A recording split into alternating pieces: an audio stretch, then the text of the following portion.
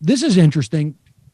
So Andrew Cuomo, who gives a good press conference when you need some confidence, but made massive mistakes that were just a function of ignorance, his, probably not the epidemiologist, B, a function of systemic problems that were also a function of what he did. He closed a tremendous amount of public hospitals in this state for years leading up to this. Reduced capacity. You go and look at where people have died. People have written articles about this. You can find this. Whether you lived or died through what that peak in New York was a function of money, how much money you had. Do you live in an area where there are functioning hospitals? Do you live in an area where the public hospitals have been defunded, have been closed, whatnot? This is all this is not random. And at one point, he engaged when it was very late. Without a doubt, he would have been on it more if the federal government had been present as well. Nevertheless, the best you could say about his record on this is mixed at best, nothing to celebrate. Should be a warning. But yet, in part because the guy's got his own network with his brother there, we're doing frickin' frack every day where we do jokes back and forth. Well, if I'm a news guy and I have you on my show and we're doing frickin' frack every day, it can't possibly be that your policy decisions led to the deaths of thousands of people who didn't have to die. I can't do frickin' frack with you if you moved COVID patients into nursing homes and 45% of the people who died in those nursing homes. Frickin' frack would be impossible, except for it wasn't. So good for Jake Tapper on that same network for having enough of it when Cuomo puts out a poster celebrating how well he handled the 25,000 deaths in New York, thousands of which didn't have to happen. Very strong. Speaking of New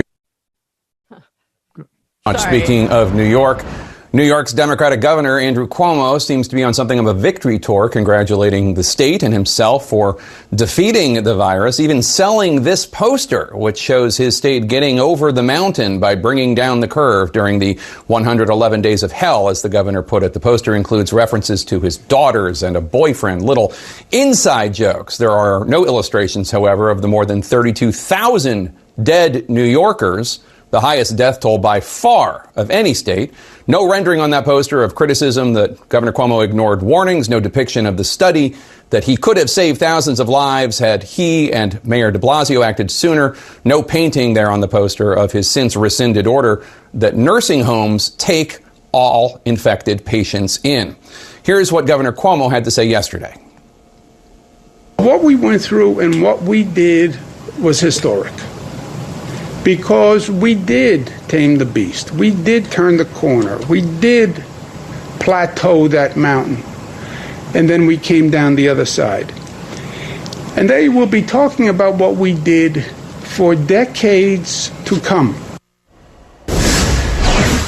Here to discuss this and more is CNN Chief Medical Correspondent Dr. Sanjay Gupta. And Sanjay, look, I know a lot of New Yorkers are happy that the infection numbers are down. And, we all hope that they stay down. But let's be clear, this is revisionism. And a lot of the crowing and Governor Cuomo going on late night is offending a lot of New Yorkers, given the fact that this is the highest death toll of any state, more than 32,000 dead. The next closest is New Jersey with 17,000.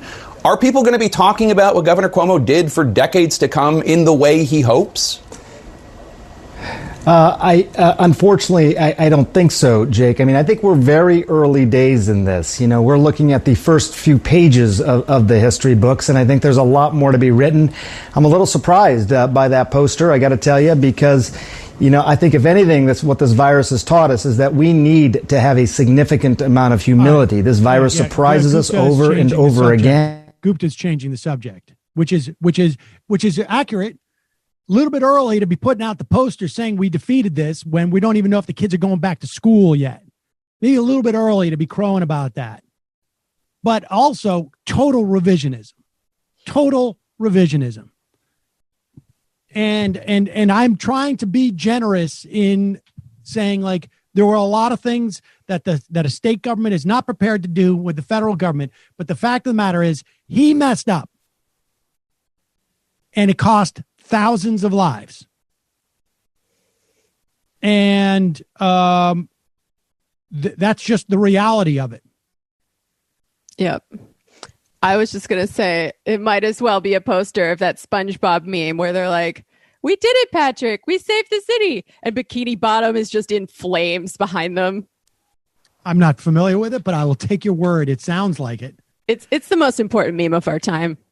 Well, there's only one place for you, Sam, in this poster, and that's the Sea of Division. Oh, I'm in the Sea of Division. Mm-hmm. Jesus, we should go through that poster. That's nuts.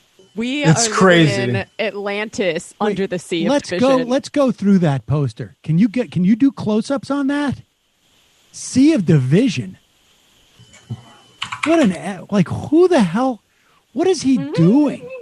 Can we zoom in on that? Why are they're doing all these artsy I gotta find a higher crafts. resolution. I think all right, we'll do that on Monday. We'll do that on Monday. Yeah. They're trying to make it like an old-timey political cartoon, I guess. What a lunatic. What's interesting about Cuomo is how quickly, I mean, like, it's one of, like, I guess a silver lining of Trump being in office is having, like, a sort of, you know, liberal counterpart to what Trump does in completely redefining and moving the goalposts while holding power. And I think Cuomo does a very effective job of like showing that, demonstrating that. Mm-hmm.